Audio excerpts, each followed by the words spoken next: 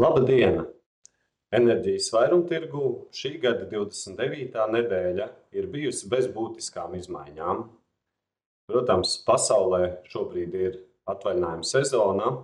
Tas nozīmē, ka gan privāto sektoru patēriņš, gan industriālais patēriņš ir zemāks, un apskatot katru resursu atsevišķi, cenas izmaiņas ir bijušas ļoti nelielas. Tātad naftas cena pagājušajā nedēļā nedaudz samazinās līdz $82 par barelu.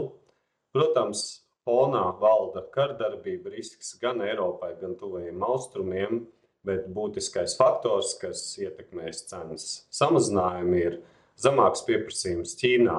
Un arī kopumā bažas, ka turpmāk šogad būs mazāka ekonomikas izaugsme Ķīnai nekā iepriekš vērtēts. Ogļu tirgū cena pakāpjās, ir bijuši vairāk fizisko darījumu. Zinām, ka Centrāla Eiropā un Dienvidu Eiropā bija piedzīvoti karstumviļņi, bet šīs izmaiņas ir salīdzinoši nelielas. Ogļu cena pie $108 par tonu.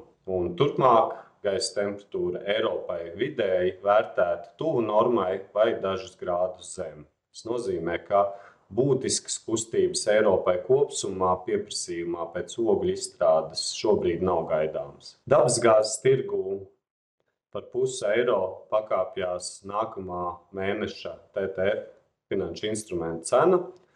Tā ir pie €32 par megavatstundu. Krājuma līmenis Eiropai turpina pieaugt, sasniedzot 82% aizpildījumu. Āzijā vēl joprojām dabasgāzi iepērk nedaudz dārgāk kā Eiropas tirgū. Un šobrīd tāds īstermiņa faktors, kas nedaudz ir pakāpinājis cenu dabasgāzes tirgu Eiropai, ir iespējamās ASV sašķidrinātās dabasgāzes rūpnīcas Freeport darbības atsākšana un tās termiņi. Un rezumējot, emisiju kvota savukārt raksturo zemāku fosīlo resursu patēriņu un cena krītās. Neskaidrību arī novērs fakts, ka Eiropas komisija publicē piešķirtos bezmaksas kvotu apjomus dalībvalstīm, un līdz ar to kvota pagājušajā nedēļā nostājās pie €66 par tonu cenas atzīmes. Elektroenerģijai Nord Pool spot tirgu pagājušajā nedēļā Ziemeļvalstu reģionām cenas krītās. Tās aptuveni vidēji pie €25 par megavatstundu atzīmes.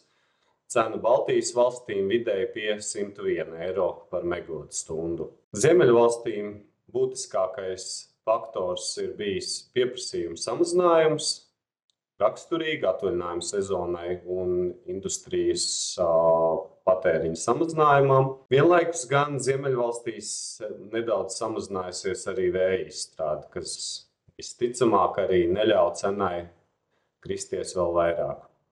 Savukārt Baltijas valstīm pieprasījums būtiski nemainās un nedaudz pakāpjās vēja izstrāde un saules izstrāde. Un skatoties uz nākamā 2025. gada bāzes piegādes finanšu instrumentu cenām, arī būtiski izmaiņu nav.